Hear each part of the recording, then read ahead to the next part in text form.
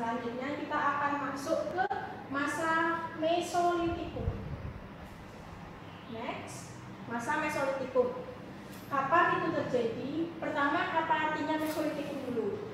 Batu madya. Batu madya, iya betul. Batu madya. Batu madya maksudnya adalah ini masa pertengahan, di tengah-tengah perantara antara batu tua dan batu muda. Nah, tadi kalau di Paleolitikum sudah tahu manusia yang hidup, manusia yang seperti ini. Kalau batu madya, manusia yang hidup adalah Homo sapiens. Nah, bagaimana itu manusia Homo sapiens? Nah, seperti ini. Ini adalah perbandingan bagaimana makhluk manusia kera berevolusi menjadi Homo sapiens. Homo sapiens mempunyai ciri fisik yang hampir sama dengan manusia zaman sekarang. Ini masih sangat, ini ada namanya, tapi kalian tidak perlu belajar cara rinci ini. Kalian fokus pada Homo sapiens, bagaimana berubah dari ini menjadi Homo sapiens. Ini menjadi Homo sapiens. Nah, Homo sapiens paling menonjol adalah cara berjalannya yang sudah tegak, sudah tidak memiliki sifat karakter khas kera. Mereka sudah mulai hilang sedikit demi sedikit berdasarkan evolusi manusia. Terus ciri fisiknya juga sudah mulai berkembang. Nah, perkembangan ciri fisik manusia Homo sapiens, kenapa ini bisa dapat dihubungkan dengan cara hidupnya juga sudah berbeda dengan manusia zaman ini. Jadi ini beda. Cara hidupnya berbeda, cara fisik, bentuk fisiknya juga sudah berbeda. Nah, tadi kan manusia pada zaman sebelumnya Paleolitikum nomaden. Nah, apakah manusia pada zaman ini juga nomaden? Lalu cara hidupnya juga berburu dan meramu? Nah, nomaden mereka masih nomaden, masih suka berpindah-pindah tempat untuk mempertahankan hidupnya. Tapi ada yang berbeda. Mereka manusia zaman ini sudah memiliki berkembang otaknya. Atas volume manusia sebelumnya Homo erectus, Wachensis, Pithecanthropus erectus. Lalu mereka berpikir bagaimana mengembangkan dari cara berburu meramu menjadi cara yang lebih efektif lagi. Karena itu insting manusia. Bagaimana mereka bisa mengembangkan atau berkembang agar hidupnya itu lebih mudah. Nah, bagaimana mereka hidup? Mereka tetap dengan berburu dan meramu, tapi tingkat lanjutan. Maksudnya apa itu tingkat lanjutan? Mereka sudah tahu pembagian peran. Jadi yang bapak-bapak akan pergi berburu dan yang ibu-ibu akan tetap di rumah, stay di rumah menjaga anak, memasak itu. Manusia pada zaman itu sudah mengerti pembagian tugas seperti itu. Jadi pertama pembagian tugas ya. Mereka sudah tahu pembagian tugas atau pembagian peran.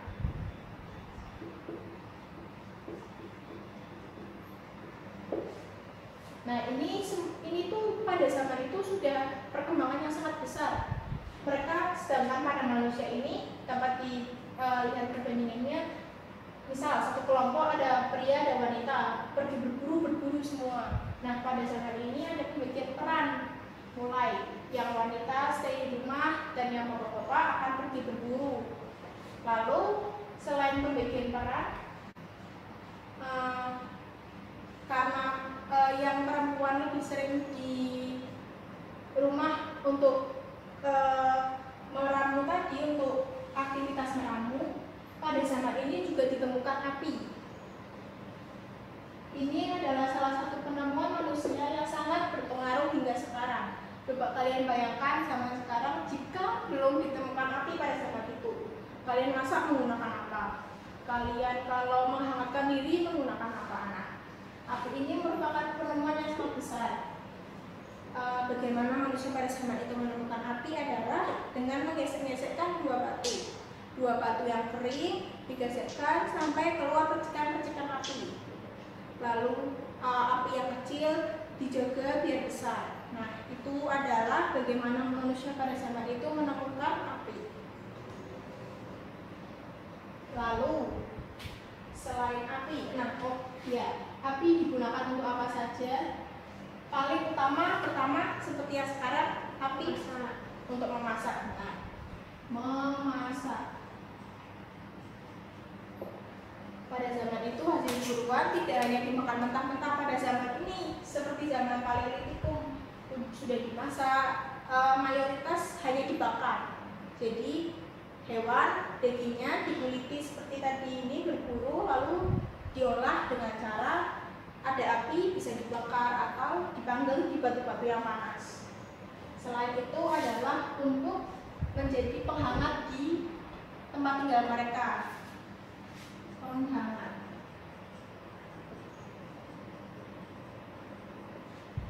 Nah, kenapa penghangat tempat tinggal? Bukan mereka tadi katanya nomaden masih berpindah-pindah, kok mereka punya tempat tinggal. Nah, itu nanti ada sendiri penjelasannya. Pertama itu sebagai penghangat. Ketiga adalah sebagai untuk penghalau dari binatang buas. Ya. Penghalau binatang buas. Nah, tadi kan sudah dijelaskan bagaimana api berfungsi untuk menghangatkan di tempat tinggal mereka. Nah, bagaimana misal ada yang kalian penasaran, Bu, katanya mereka berpindah-pindah, tapi kenapa mereka punya tempat tinggal? Nah, mereka benar, mereka masih berpindah-pindah, tapi mereka sudah mulai paham bagaimana berpindah-pindahnya itu efektif. Mereka punya tempat tinggal namanya, nah ini namanya Abrissos Rote.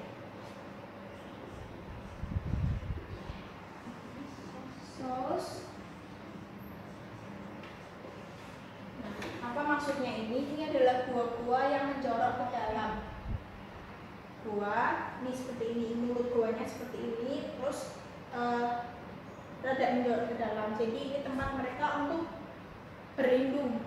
Mereka sudah tahu bagaimana, kalau hujan, jadi mereka nggak hujan-hujanan, mereka berlindung ke dalam gua yang tempatnya itu kokoh seperti itu ya. Mereka sudah tahu bagaimana berlindung dari cuaca, bagaimana mereka menyimpan makanan seperti itu.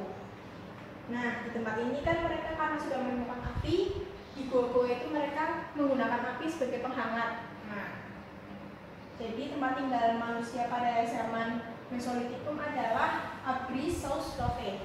Nah, selain itu mereka bisa apa lagi Bu pada zaman ini? Mereka bisa berkembang apa lagi dari zaman Paleolitikum? Perkembangan yang mencolok adalah mereka sudah bisa tidak hanya berburu meramu yang sederhana. Tadi sudah dijelaskan berburu dan meramunya lanjutan. Apa maksudnya lanjutan? Ini mereka punya teknik namanya slash and burn. Apa maksudnya slash and burn? Misal tadi sungai. Jadi kalau nomadennya ini kan sini habis hewannya pindah ke titik lain seperti itu. Nah, masyarakat di manusia di zaman ini tidak mau hanya seperti itu. Mereka misal melihat hutan ini mereka dibakar sampai habis, lalu ditanami umbi-umbian atau jagung-jagungan. Itu yang dinamakan teknik slash and burn. Asal kalian tahu, teknik ini masih digunakan sampai sekarang. Saat menemukan teknik slash and burn, mereka mulai menetap. Menetapnya sudah di Abrissos Rote, lalu mereka menemukan teknik slash and burn untuk bertahan hidup. Jadi mereka bisa memanfaatkan kebun-kebun ini. Kan tadi sudah ditanami umbi-umbian dan jagung. Mereka bisa memanfaatkan umbi-umbian itu setahun penuh, bertahun-tahun, sepanjang tahun. Mereka dapat memanfaatkan hasil-hasil tanaman mereka. Jadi mereka bisa tanpa harus bersusah payah berburu lagi, mencari-cari, berpindah-pindah. Mereka sudah punya hasil yang dapat dikatakan tetap. Nah, selain itu mereka sudah bisa. Nah, bagaimana? Bukan tanah tidak subur kalau tidak tanami terus, benar. Nah, tanah ini makin lama makin tidak subur. Manusia pada zaman ini mikir, kalau tanahnya makin tidak subur, mereka akan seperti apa? Nah, mereka tetap akan berpindah. Setelah ini tidak subur, tidak menghasilkan makanan sebanyak yang di awal tahun, akan berpindah ke ladang yang lain, ke tempat lagi yang masih banyak daun-daunnya, masih subur, masih hutan yang lebat. Akan mereka bakar lagi, akan mereka tanami lagi. Nah, pola itu akan berulang. Nah, ini namanya teknik slash and burn.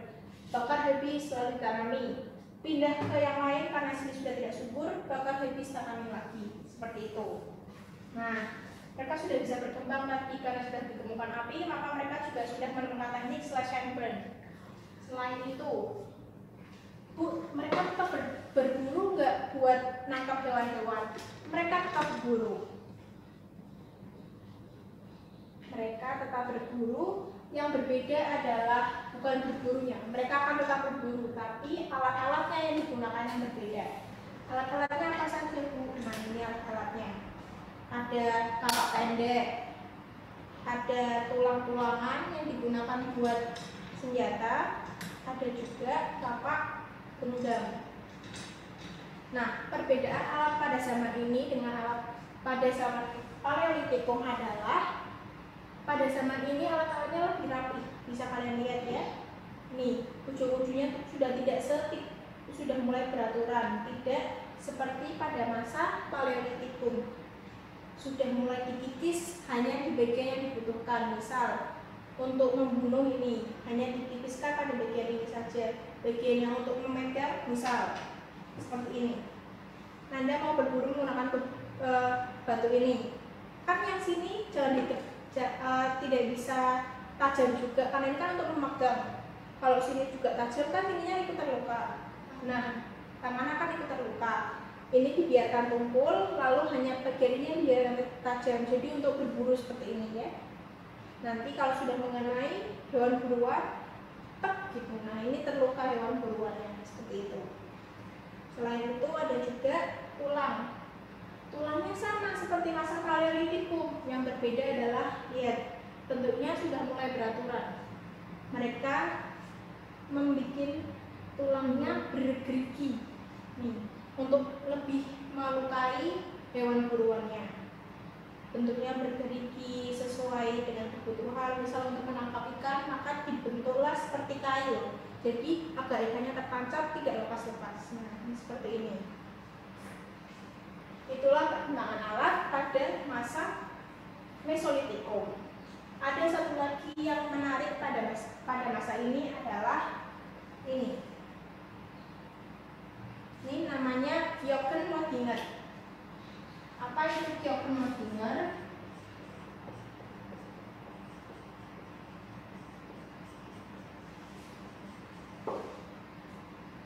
Ini berasal dari bahasa Belanda, artinya adalah tumpukan. Makna dari Gioken-Modinger seperti yang ada di gambar. Nah, ini adalah tumpukan kulit kerang ternyata. Ini sangat tinggi. Ini semuanya adalah kulit kerang. Manusia dulu misal tinggal di goa nih, tinggal di goa. Mereka tinggal di sini, ladangnya di sini. Mereka makan, berburu, misal makannya kerang, dibuang ke sini. Buang, dibuang. Tambah tinggi, terus jadinya sangat tinggi seperti itu. Jadinya bukit. Ini isinya tuh kulit kerang, mengeras menjadi seperti bukit dan batuan karena sudah berlangsung selama puluhan jutaan tahun. Ini kerang kulit kerang ditumpuk jadi bukit-bukitan seperti itu. Nah, ini namanya Gioken-Modinger. Sampah dapur, artinya adalah sampah dapur. Jadi ternyata manusia pada zaman itu sudah bisa berpikir bagaimana hasil dari makanan mereka dibuang ke satu tempat. Nah, ini yang dinamakan Gioken-Modinger. Nah, selain itu ada hal terakhir yang menarik, bagaimana luar biasanya manusia berkembang dari zaman Paleolitikum ke Mesolitikum adalah ini. Pada masa itu dan yang terakhir, pada masa itu manusia sudah paham tentang konsep kepercayaan. Maksudnya apa konsep kepercayaan? Mungkin anak-anak di sini kan sudah tahu kalau sekarang kalian kan punya agama Islam, ada yang Kristen. Indonesia kan menganut 5 ajaran agama. Nah, sistem itu ternyata sudah ada jauh sebelum manusia mengenal tulisan. Nah, apa buktinya manusia pada zaman itu sudah paham tentang kepercayaan? Ini, ada gambar di Goa Layang-Layang di Sulawesi. Kenapa? Emang ini apa hubungannya dengan sistem kepercayaan? Manusia pada zaman itu mengecap tangannya ke dinding-dinding gua, maksudnya adalah untuk mengusir roh jahat. Mereka percaya jika ada tanda-tanda tangan mereka akan roh jahat tidak akan datang ke gua mereka, tidak akan menghampiri gua mereka. Nah, sistem percaya pada roh seperti itu, percaya pada ada yang akan melindungi, itu adalah sebuah kepercayaan. Sistem kepercayaan yang sudah berkembang dari masa Paleolitik ke masa Mesolitikum adalah sistem kepercayaan.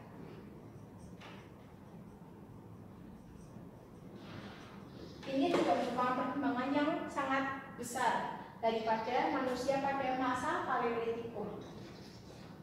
Pada masa ini, bisa jika dilihat tangannya itu tidak lengkap. Nih, ada satu ruas jari yang hilang. Jadi seperti ini. Nah, ini dimaksudkan pada zaman itu, menurut penelitian ini tuh dimaksudkan maksudnya berduka. Jadi jika ada keluarga yang sedang berkabung, mereka akan memotong satu ruas jari mereka. Lalu ini tidak ada satu ruas ya, jika dilihat lebih dekat. Nah, itu adalah bagaimana masyarakat manusia Homo sapiens pada zaman Batu Madia mengerti sistem kepercayaan. Nah, ternyata menariknya di Indonesia, sistem ini tuh masih ada, masih berlangsung sejak zaman itu hingga sekarang. Masih ada suku-suku di Indonesia yang punya adat memotong jari mereka ketika ada yang keluarga yang berkabung.